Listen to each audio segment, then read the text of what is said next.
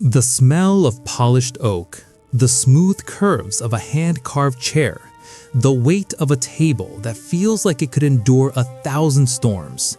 This is the craftsmanship of the medieval world. Step into a centuries-old castle and you'll find furniture that has survived wars, fires, and the relentless march of time. A wooden chest carved in the 1400s still bears the marks of the craftsman's tools. Its joints are tight, its surface weathered but enduring, and the wood, though aged, remains remarkably strong.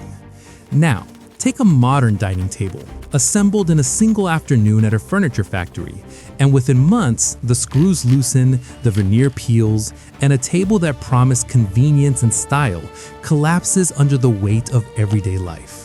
How is it that furniture built hundreds of years ago can outlast our modern designer pieces by centuries? What did medieval craftsmen know that our assembly lines have forgotten? Walk into a furniture showroom today, and the contrast is stark. Lightweight materials, particle boards, laminates, and pre-finished surfaces dominate the shelves. The price tags may seem appealing, the design sleek and contemporary, but the durability is shockingly low. Particle board swells with a splash of water, cheap veneers peel, and the joinery, glued in haste, fails under stress. Modern furniture is often produced for speed, efficiency, and profit rather than longevity. The ancient wisdom of slow, precise craftsmanship has been replaced by machines and adhesives that promise immediate satisfaction, but not endurance. Our obsession with cheap, disposable products has turned furniture into a consumable commodity rather than an heirloom. It is designed to meet the market's quarterly targets, not to survive centuries in a family home. Every wobbling chair, every peeling cabinet is a silent testimony to the knowledge we have abandoned. In the medieval period, the foundation of furniture durability was material selection. Craftsmen understood wood in a way modern consumers rarely appreciate.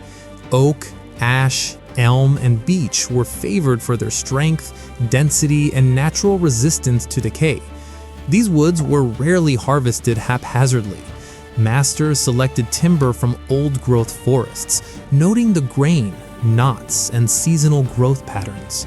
Slow-grown trees yielded tight rings, dense fibers, and a resilience that modern plantation-grown timber cannot match. But wood alone wasn't enough. Moisture content mattered. Medieval carpenters often air-dried timber for 5 to 7 years, allowing the wood to stabilize naturally.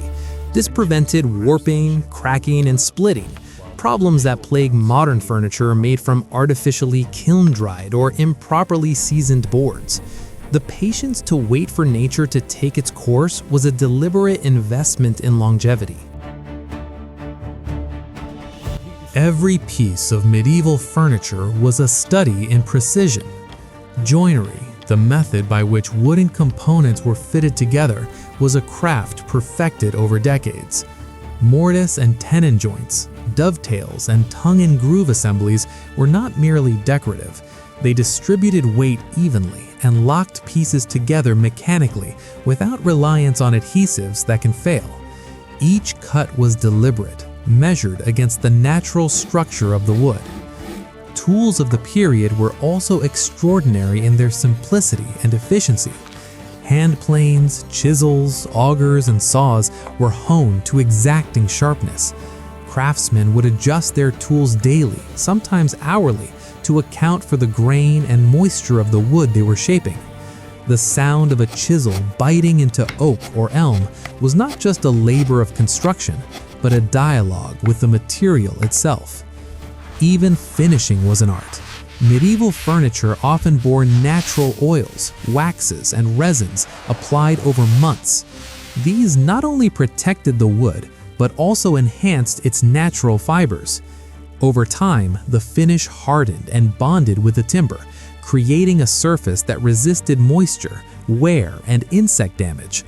Modern varnishes and synthetics aim for instant sheen, but they cannot replicate the self-reinforcing strength of a centuries-old oil finish. Medieval furniture was designed with purpose.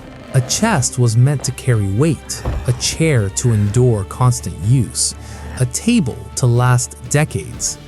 The proportions were thoughtful, informed by both ergonomics and structural necessity. Unlike modern furniture, which prioritizes style trends over endurance, medieval pieces were made to adapt with the home and family over generations. It was not uncommon for a chest to be passed down through 3 or 4 generations, each owner adding minor modifications without compromising the original structure. This design philosophy also accounted for environmental stress. Wood movement due to humidity, temperature fluctuations, and everyday use was anticipated. Joints were crafted to expand and contract without breaking. Panels were recessed slightly to allow for natural movement, and hardware was often wrought iron, hand-forged, and built to last centuries. There is a reason why centuries-old furniture has survived where modern pieces fail. The combination of slow-grown timber, natural drying, hand-cut joinery, and layered natural finishes creates an organic resilience. At the molecular level, the cellulose fibers in old-growth timber are denser, providing higher tensile strength. Handcrafted joints distribute stress along the wood's natural grain rather than against it. Oils and waxes penetrate the fibers, creating a water-resistant barrier that adapts with the wood rather than against it. Particle board, MDF, and other modern composites are inherently weak because they are artificially bonded layers of wood fibers and adhesives. Moisture causes these bonds to fail rapidly. Veneers, no matter how thick, set on top of a compromised structure. When the core fails, the surface follows. The science is simple, yet it is a principle that has been ignored in the rush for cheap, mass-produced furniture. Modern furniture might be convenient, lightweight, and inexpensive, but it sacrifices centuries of accumulated knowledge. Every particle board table or pressed wood dresser is a lesson in what happens when speed replaces skill and profit replaces patience. The contrast could not be clearer. A medieval oak chest in a museum may bear centuries of use with minimal wear, while a modern counterpart collapses under the weight of a week's groceries. We can learn from these lost techniques. Selecting solid timber, understanding joinery, applying natural finishes, and valuing longevity over style are small steps that bring the endurance of centuries into modern homes. Craftsmen may be rare today, but understanding the principles behind their work can transform not only how we purchase furniture, but how we treat our possessions. Invest in solid wood. Avoid particle boards or MDF. Look for old-growth timber or sustainably sourced hardwoods. Understand joinery. Simple mechanical joints like dovetails, mortise and tenon, and tongue and groove ensure structural integrity. Care for wood naturally. Oils and waxes penetrate fibers better than synthetic coatings and allow wood to breathe. Patience pays off. Quality furniture takes time to build. Rushed production may save money today, but will cost in durability. Value over trend.